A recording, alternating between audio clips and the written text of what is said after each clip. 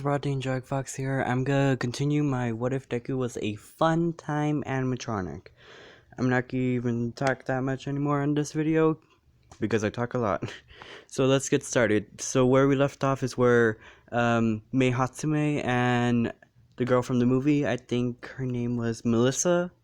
Someone tell me in the comments because I forgot.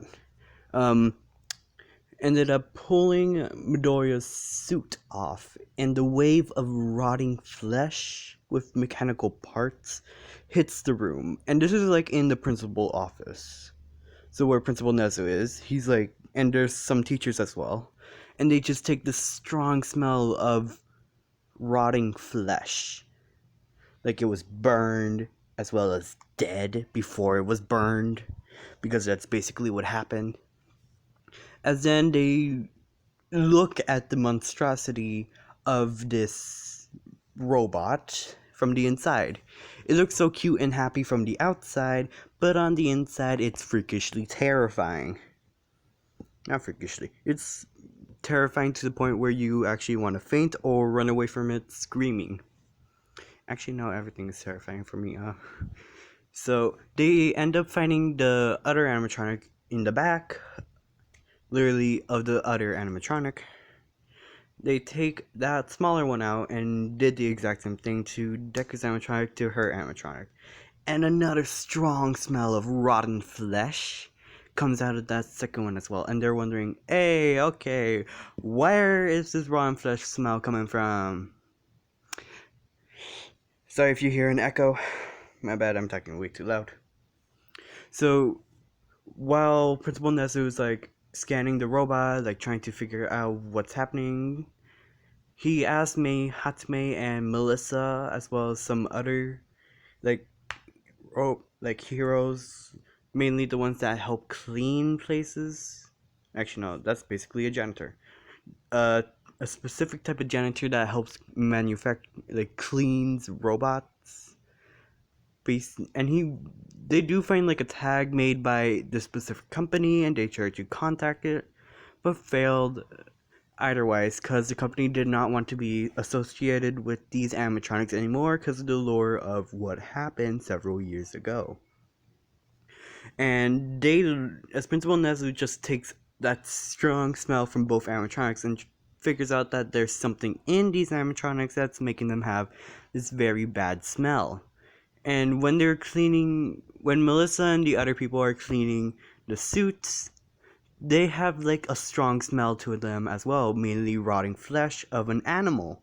Cause basically the boss and the bosses, killed animals and skinned them for they could use their fur. So basically, it has the endoskeleton has 2 dead children in them, which rotted and also caught on fire a bit. And the suits had rotten and burned fur. Deku's animatronic mainly represents a leopard, while his sister's animatronic, even though I said bear last time, I mainly meant to say cat. Well, it's a bearish cat mixture. As some parts of a bear and some parts of it is a cat. So yeah, that's a mixture if anyone wants it to be a bear or a cat. I'm mixing it both. Ta-da, new species. I actually wonder if that's actually a species. Okay, anyway. So at night, where everyone's like gone, the suits are like packed away into a certain area. Actually, no. Principal Nezu finds the on switch for these 2 animatronics, and when he turns them on, their voices are staticky, and it's broken mainly because they were in a freaking fire. And so Deku and his sister Elizabeth, which is his sister's name, actually don't move at all, but their heads just like lift up. The animatronic portion of it lifts up and starts moving around, speaking. But the only thing everyone could hear in that room is static with a small points of words saying hello, but it's broken.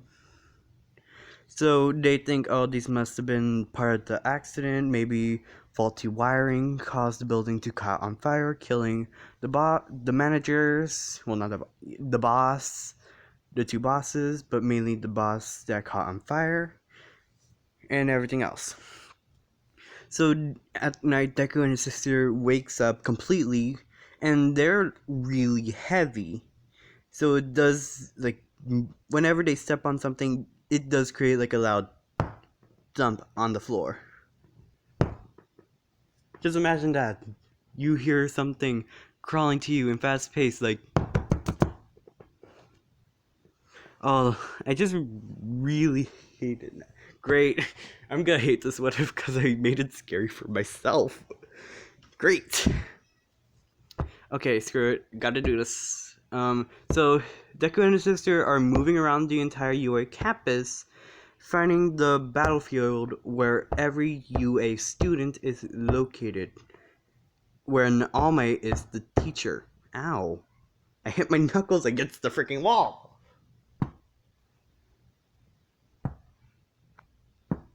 Ooh, now that has a creepy effect. Okay, so Deku and his sister, mainly Deku carries his sister on his back, and they look terrifying. Just imagine you walking around seeing these two like metal creatures just walking around with their glowing eyes. In this case, Deku's animatronic has different color eyes, mainly because it reflects on what happened to him, because a murderer stabbed his eyes and slit his throat. So yeah, one eye is literally a different color, so purple, while the other eye is a normal green, a 4C green, while his animatronic throat just looks like it has like a little sliver. Because of faulty wiring, kind of. No, it's not, actually, no. From the fire. So Deku and his sister moved around until they get to the little place. Yeah, I already said this. One go. So they wait the entire night there, like chatting, talking. His sister asked, why did he do that? Like she was talking about in the fire when he locked her up in his back for she could be safe. Basically, because Deku has a little compartment in his back. Hold on. And Deku does argue that he was only trying to protect her, and Elizabeth points out that he got even more hurt than her during the fire because of him doing that. So Deku does say it was a bit of a stupid idea. He couldn't get out any other way, even though he literally could have gotten out if he busted down the door. His literal strength and speed are very, very well, in a scale of 1 to 10. Izuku's speed and strength is a 10, while his sister is a 5 at it.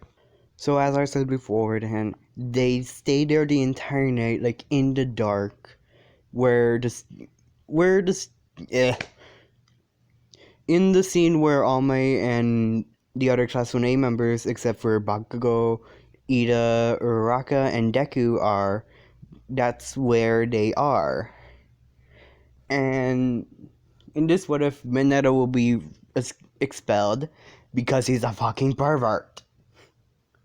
He's a freaking pervert, and I don't like that. Sometimes I keep him in a what if because I like to see him suffer.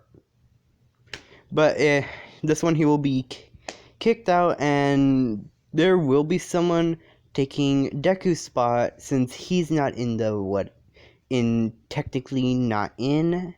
So basically, Shinzo will take Deku's spot, while Deku will take Mineta's spot when they find him. Actually, no. Since Deku and his sister are basically two separate people, they have to take the spot of both people. Actually, no. I'm gonna make it a one-person scenario where they both have to stay in one area. So yeah, if people want Deku and his sister be like taking Mineta's spot, or they'll be separated and put into both spots, say in the comments, please.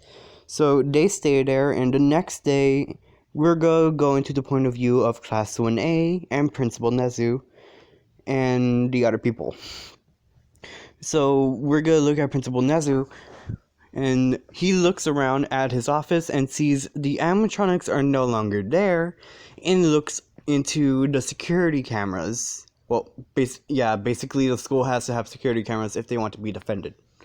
And he can't see anything because a special ability that his Deku and his sister basically have is to be completely scary, as well as being totally blending in with their surroundings if their suits are off, because that's another, well, basically if their suits are off or on them, so they could blend into their environments if they want, which Deku figured out the second he transformed into, well, his spirit possesses the animatronic.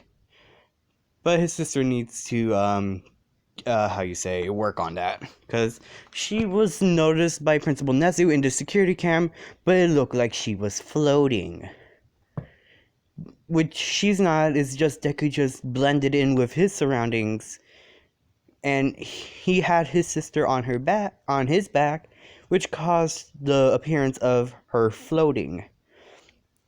But Principal Nezu did see two different colored eyes, which is the bad part, which everyone could see if the animatronic eyes are open or awake. So he knows that they are moving around and scared. So he calls all the teachers into like a little meeting, as well as Melissa and Mei Hatsume, and tells them all about what he saw.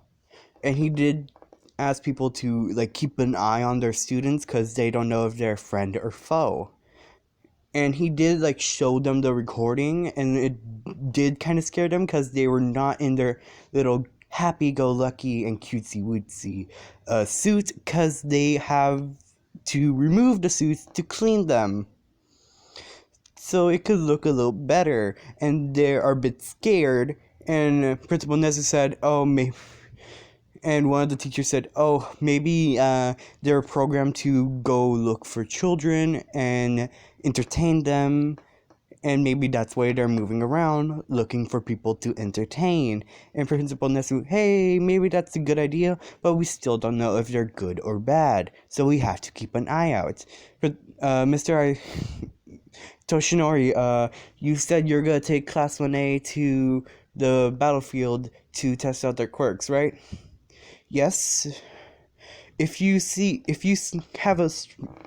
anyone has like a sense of smell, or anyone with a good if you have a I don't know how to say this, Mr. All Might, if you smell something of rotten flesh, please inform us immediately, because that is them.